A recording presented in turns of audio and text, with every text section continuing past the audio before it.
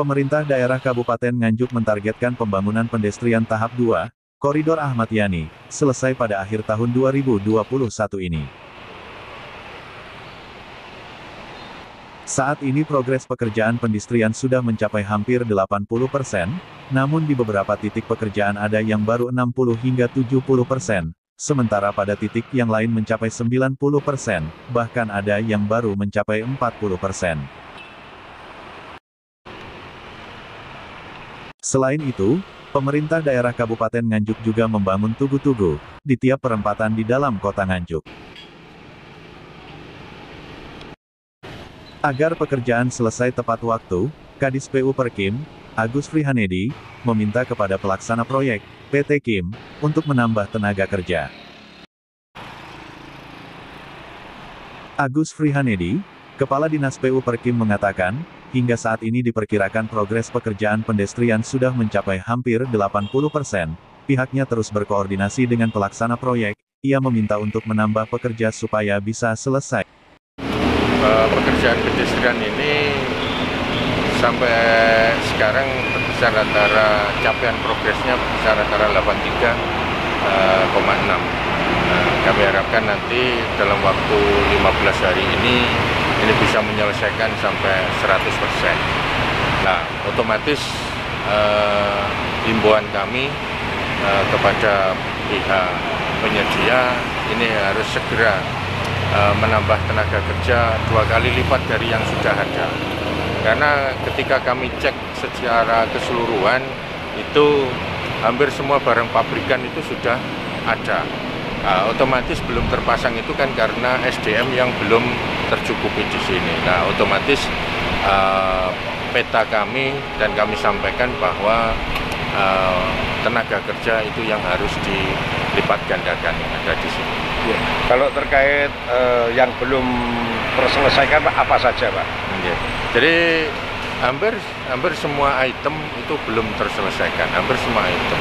Artinya progresnya ada yang 95, ada 90, tapi juga ada yang masih 50, masih 40% semacam itu. Contoh tugu alun-alun ini boleh dikatakan sudah 90%. Tinggal nanti finishing yang bawah sama pengecatan ulang itu. Jaya Stamba itu masih berkisar antara 40%. Ya, pabrikan itu sudah ada, ini nanti tinggal pasang. Lalu seperti pemasangan granit itu masih berkisar antara 60-70.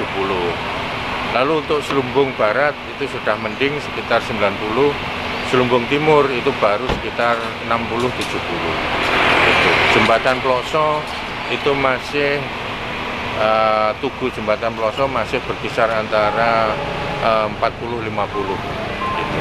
Pak, kalau yang di perempatan-perempatan selain di pedestrian ini, itu Pak, apakah juga bagian dari pembangunan dari Perkim, Pak?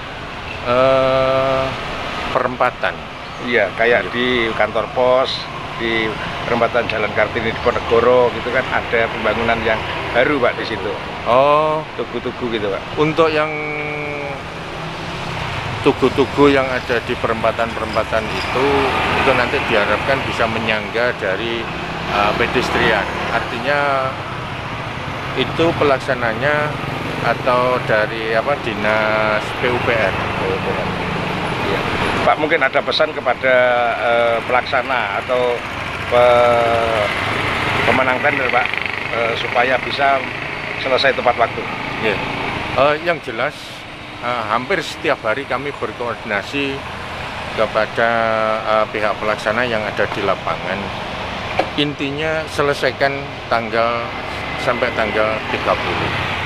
Nah, otomatis sekali lagi item-item atau segmen-segmen yang belum mencapai 90% bahkan di atasnya ini segera untuk dikonsentrasikan, untuk ditambah tenaganya, untuk ditambah material, ketersediaan material yang ada dibutuhkan di lokasi dimaksud, sehingga nanti pekerjaan secara keseluruhan ini selesai pada waktunya.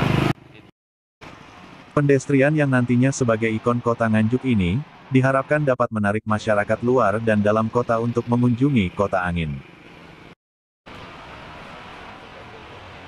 Dari Nganjuk, Siti Nur Khalifah melaporkan.